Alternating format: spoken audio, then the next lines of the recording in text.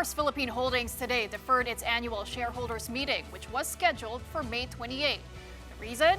The ongoing legal dispute between members of the Lopez family over control of the group, which has been playing out very publicly for weeks. And at the center of that dispute are provisions in two major deals, provisions being referred to as a poison pill. But what exactly is a poison pill?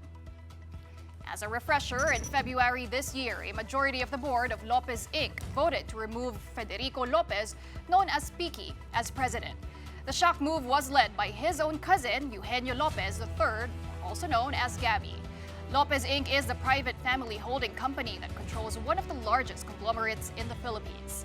Piki obtained a court injunction blocking his removal, so he remains in his seat while the case gets resolved by a Mandaluyong court. Now, in corporate practice, a poison pill is a provision that makes it costly or difficult to remove existing management or ownership. The idea is that whoever tries to force a change will effectively swallow something painful in the process. Now, this dispute centers on two major transactions that First Gen, headed by Piki, entered into with Enrique Razon's Prime Infrastructure. Back in 2025, First Gen sold a 60% stake in its gas-fired power plants to Prime for 50 billion pesos.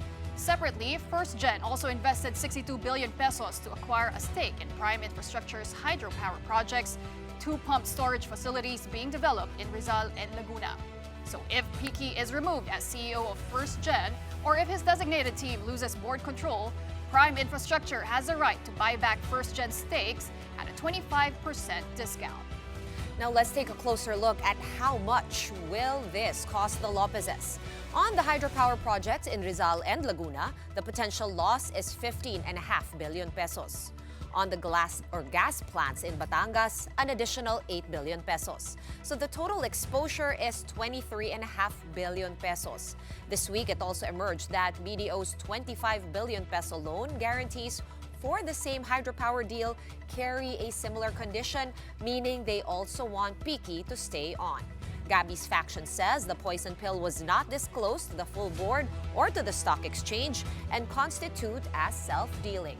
First Gen says the clauses were requested by Razon himself and that disclosure rules for listed companies govern the timing of their release. Coming back to today, First Philippine Holdings has not announced a new date for the shareholders meeting. Poison pills or change of control clauses of this kind are very uncommon in Philippine corporate practice. So whichever way the courts rule will very likely have a bearing on how such provisions are treated in future deals.